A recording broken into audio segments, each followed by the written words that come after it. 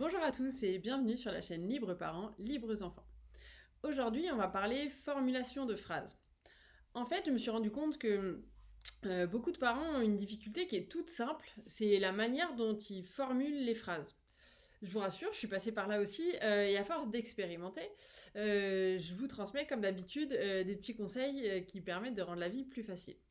En fait, souvent, on a tendance à formuler les choses comme si c'était évident, des demandes, de dire les choses aux enfants, comme si pour nous c'était évident, parce qu'effectivement, nous, en tant qu'adultes, ce sont des choses qui sont devenues évidentes.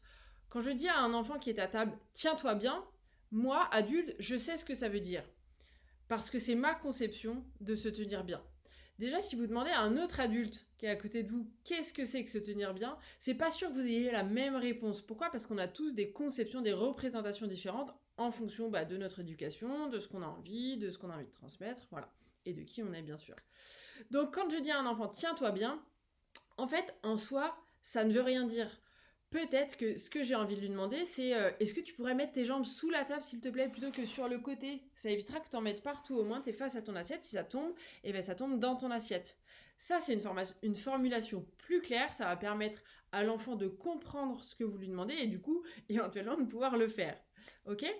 La deuxième vertu au fait de lui dire ce que vous avez envie qu'il fasse et pas quelque chose de général comme tiens-toi bien, c'est que ça va vous permettre de réfléchir à en fait vous précisément qu'est-ce que vous voulez.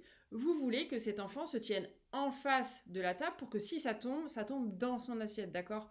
Peut-être qu'il y a des gens que ça va déranger, qu'il y a des enfants qui aiment bien se mettre sur les genoux par exemple pour être à table, d'autres qui aiment bien se mettre tordu comme ci, tordu comme ça, d'autres se balancer, je vous dis n'importe quoi, d'accord? On a tous des différents. L'idée, c'est de savoir qu'est-ce qui vous correspond et pourquoi est-ce que vous voulez qu'il le fasse. Je dis ça parce que c'est une question importante à se poser, le pourquoi. Déjà, ça vous permet de préciser votre demande et du coup, encore une fois, de lui dire clairement les choses. Mais surtout, en fait, on a le réflexe de dire des généralités comme ça, comme tiens-toi bien, arrête de courir, arrête de ceci ou fais cela. Parce que c'est des choses que nous, on a entendues en fait. Mais la bonne nouvelle, c'est qu'on a la possibilité de transformer ces formulations-là et les demandes également. Par exemple, si je demande à un enfant de retirer sa casquette, il faut que je sache peut-être pourquoi est-ce qu'on retire sa casquette à l'intérieur. Est-ce que c'est parce que c'est une marque de respect? Et dans ces cas-là, pourquoi est-ce que c'est une marque de respect pour soi? Encore une fois, il n'y a pas de bonne ou de mauvaise réponse. C'est peut-être de se demander pourquoi est-ce qu'on fait ça, en fait, pourquoi est-ce que ce serait une marque de respect et de trouver sa propre raison à soi-même de savoir si oui ou non c'est une marque de respect de retirer sa casquette à l'intérieur ou si juste peut-être retire ta casquette à l'intérieur parce que là ça y est il y a plus le soleil, ça sert pas à grand chose quoi en fait, et potentiellement tes cheveux ils vont être contents de respirer un peu et ta tête avec, d'accord.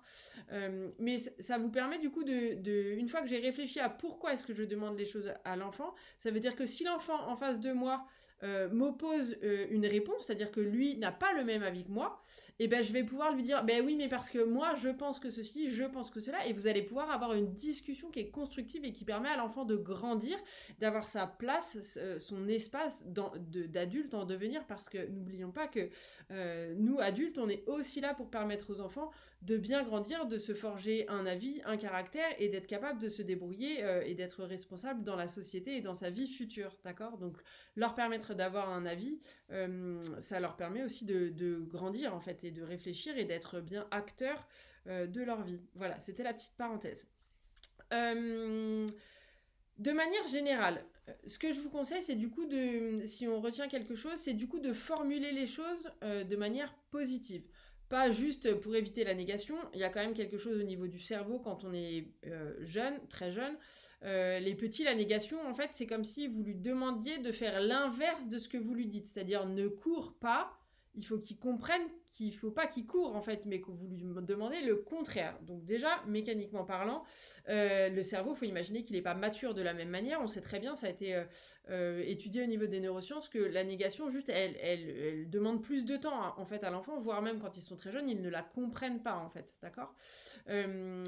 Et comment dire, la deuxième chose, du coup, donc, je disais de formuler les choses en positif, c'est pas uniquement parce que ça prend plus de temps au cerveau pour les plus jeunes, mais c'est aussi parce que parfois, je ne sais pas en tant qu'enfant ce que l'adulte me demande en fait.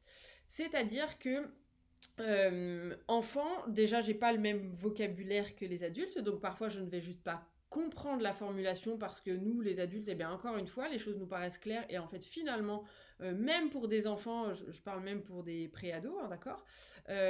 Parfois on a l'impression que nous, notre formulation, elle est évidente, elle est claire et du coup on s'agace de savoir pourquoi est-ce que l'enfant ne fait pas ce qu'on lui a demandé. En fait, il a juste pas compris la demande et souvent ils osent pas le dire parce qu'ils ont bien compris qu'on est énervé et donc ils se renferment sur eux, ou alors ils vont s'énerver selon les caractères, mais en fait ils ont juste vraiment pas compris ce que vous lui demandez, et c'est pas de la mauvaise foi, c'est pas pour rien qu'on apprend la lecture à l'école, hein, c'est qu'on enrichit son vocabulaire au fur et à mesure, d'accord. Donc en tout cas, gardez toujours en tête que parfois c'est juste que nous n'avons pas, adultes, été assez clairs. Euh, et du coup, surtout, ça permet à l'enfant de comprendre précisément qu'est-ce que vous lui demandez. Si je lui dis arrête de courir, arrête de crier, eh ben c'est bien, il a compris que vous ne vouliez pas qu'il court et que vous ne vouliez pas qu'il crie. Mais en fait, qu'est-ce que vous voulez? Parce que arrête de courir, ça peut être arrête-toi, attention, il y a un danger, stop, il faut que tu t'arrêtes immédiatement.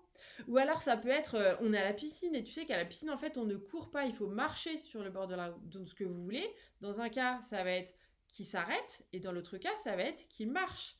Sauf que vous avez formulé une demande, c'est arrête de courir.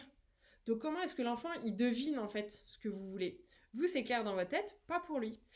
Arrête de crier, vous avez compris, c'est la même chose. Est-ce qu'il faut que je me taise parce que là c'est un endroit où je n'ai pas, ou un moment où je n'ai pas le droit de parler, ou est-ce que arrête de crier, c'est que je parle trop fort en fait et du coup il faudrait que je fasse un peu moins fort. Mais du coup voilà, je pense que vous avez compris. L'idée c'est vraiment de formuler, de se poser la question qu'est-ce que j'aimerais que cet enfant fasse en fait. Ok. Voilà.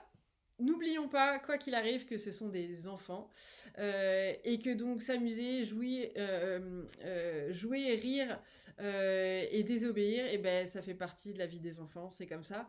Que bien évidemment, il est important de savoir respecter un cadre, mais il est aussi important de savoir s'amuser et nous, des fois, de nous détendre un peu en tant qu'adultes. Attention, je dis pas qu'il faut tout laisser passer, on s'entend bien.